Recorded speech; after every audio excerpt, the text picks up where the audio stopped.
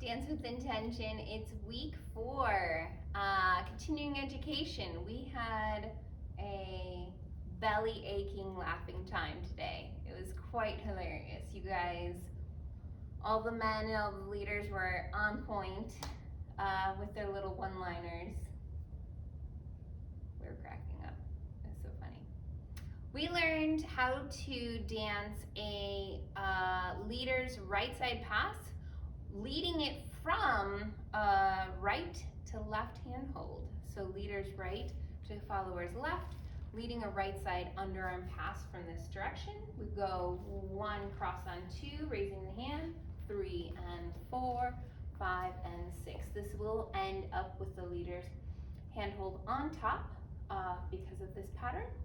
Even if you start with the hand on top, we'll lead it again. The pass, right side underarm, 1, 2, 3 and 4, 5 and 6. So, taking that into consideration, we're used to normally doing it with the left to right and crossing the hand across the slot to show that the follower is going underneath.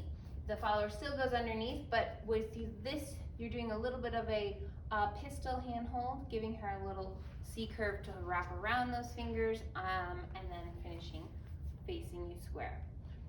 We're going to take that move and evolve it into the same entrance style and adding it into a whip. So it'll be an 8 count pattern, which means that we'll need to apply stretch on count 4.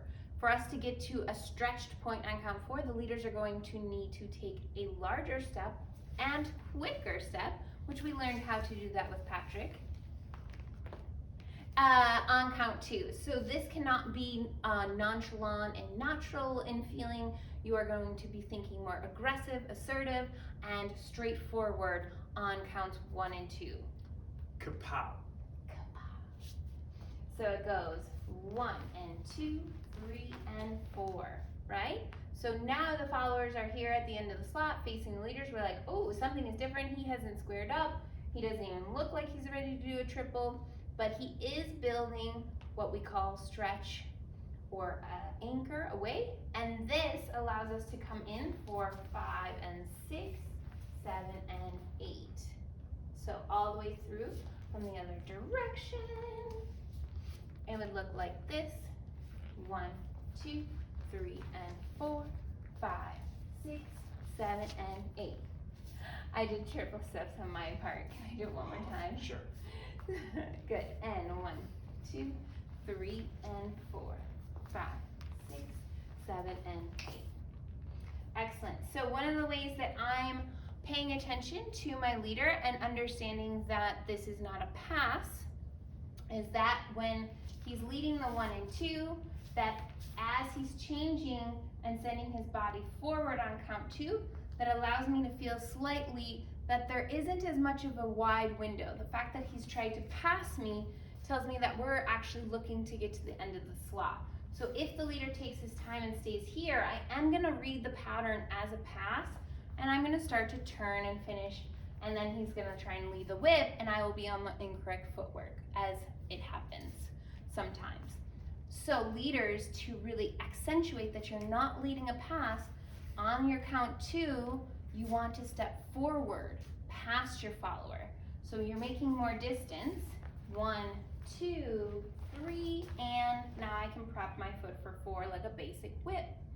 If we go back to our basic whip, I have 1, 2, back, and 4. My footwork is right there, right? So that's how I start to feel the difference between it being a pass and a whip, is because my leader is trying to already create some opposing energy and distance with me on count 2 versus just opening up the space to create a window if it was a pass.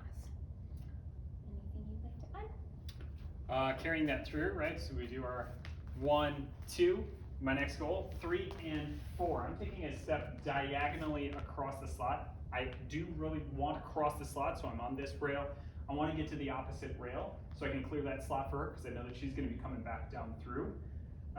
I'm taking it diagonally so that it's slightly away from her to create more of an opportunity for this stretch, because that energy on the 4 is what's going to give her what she needs to go through the 5, 6, 7, and 8. So that's the next major main point for the leaders to be focused on. And then the final thing is that hand at the end. 1, 2, 3, and 4, 5. I'm bringing it to myself, but not going behind myself so much. I'm bringing it to myself and then bringing it back out so that she can rotate. Right, the energy, I want it to go this way to create that rotation for her. In the Or same to direction follow the that follower rotation. was going. Yeah. Yes. And then the rest, assembly history. is the reversive disassembly. There you go. All right, good job, guys. See you next week. Thank you.